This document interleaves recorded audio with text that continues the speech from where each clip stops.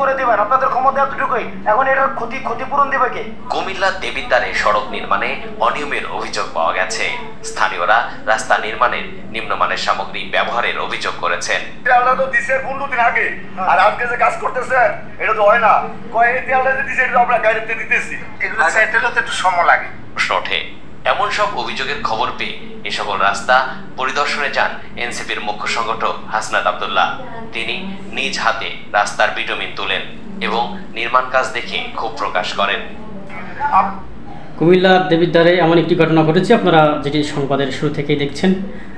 আমরা শুধু এই ঘটনা এখন নয়, বিগত সরকারের আমলগুলোতেও দেখেছি যে যেখানে 1 লক্ষ টাকার কাজ দেওয়া হয় সেখানে 50,000 টাকার কাজ করা হয়, যেখানে 1 কোটি টাকার কাজ প্রদান করে সরকার সেখানে 50 লক্ষ টাকার কাজ করে, বাকি 50 লক্ষ টাকা হাওয়া হয়ে যায়। এই অপসংস্কৃতি এখনও চলমান রয়েছে। তবে নতুন প্রজন্ম জুলাই বিপ্লবের সৈনিকেরা এখনও জাগ্রত থাকায়, যদিও কিছুটা বিভেদ ঘটেছে পরস্পরের মধ্যে, তারপরও তাদের জাগ্রত থাকার কারণে এখনও পর্যন্ত দৃশ্যমান কিছু আমরা ভালো কাজ দেখতে পাচ্ছি। এবং মানুষকে বিচারের মুখোমুখি করা, প্রশ্ন করার ব্যক্তিটি যে সৎ সাহস, হাসনাত আব্দুল্লাহ যে কাজটি করছে সত্যি প্রশংসনীয়। স্বাধীন বাংলাদেশে দুদকের চা খাওয়ার বিল লক্ষ টাকা, এ নিয়েও সে কথা বলেছে।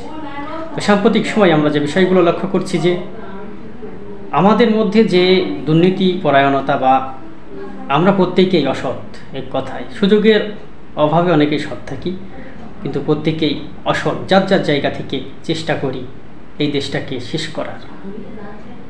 যারা এমনটি স্বপ্ন দেখেন তারা শুধু দেশকে ধ্বংস করছেন তা নয়, আগামী প্রজন্মকে ধ্বংস করছেন, আপনার প্রজন্মকে ধ্বংস করছেন।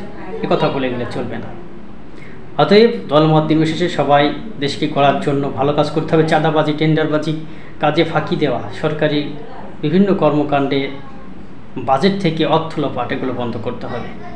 প্রত্যেকে দায়িত্বশীলতার ভাবে কাজ করতে হবে, কারণ প্রত্যেকে বেতনভুক্ত আছে।